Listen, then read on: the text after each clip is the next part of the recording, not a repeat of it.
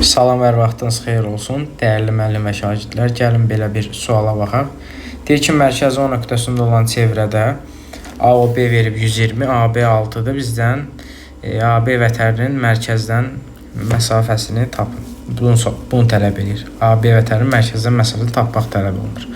Burada ümumiyyətlə biz bir şey bilməliyik ki, bu OC AB-yə nədir? OC AB-yə perpendikulyardır. Burada 90 dərəcə əmələ gəlir. Bizdən də elə istədiyi nədir? Bizdən də elə istədiyi OC-dir. OC-yə bir X deyək. Bizdən OC-ni istəyir. Deyir ki, AOB 120-dir.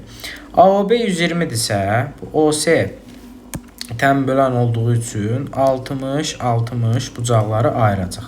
60-ın 60 bucaqları ayırdı. Deməli, burada nə qaldı? Burada qaldı 30 dərəcə, 30, 60, bura 90, cəm 180-ə tamamlaması üçün.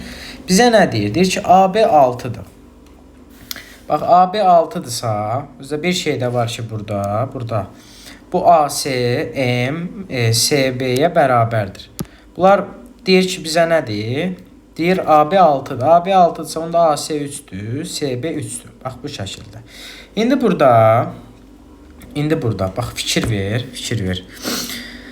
Bu 30 dərəcə uzaq qarşısına duran katet, bax bu X, bizə X lazımdır. Beton uzun A10-un yarısına bərabərdir. İndi görək biz A10-u necə tapa bilirik? Bəs yaxşı, bu 60-ın qarşısı biz bilirik ki, 30-un qarşısının kök 3 mislidir.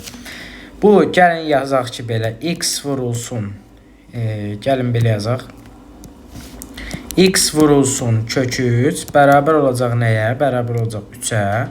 Buradan 3x kvadratı gəlir 9.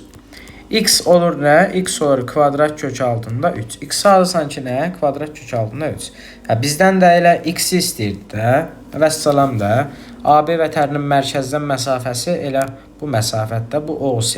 OC-yə də x dediyim üçün x-i də nə tapdım? X də tapdım kvadrat kök altında 3. Deməli, sualın düzgün cavabı oldu. Kvadrat kök altında 3. Belə.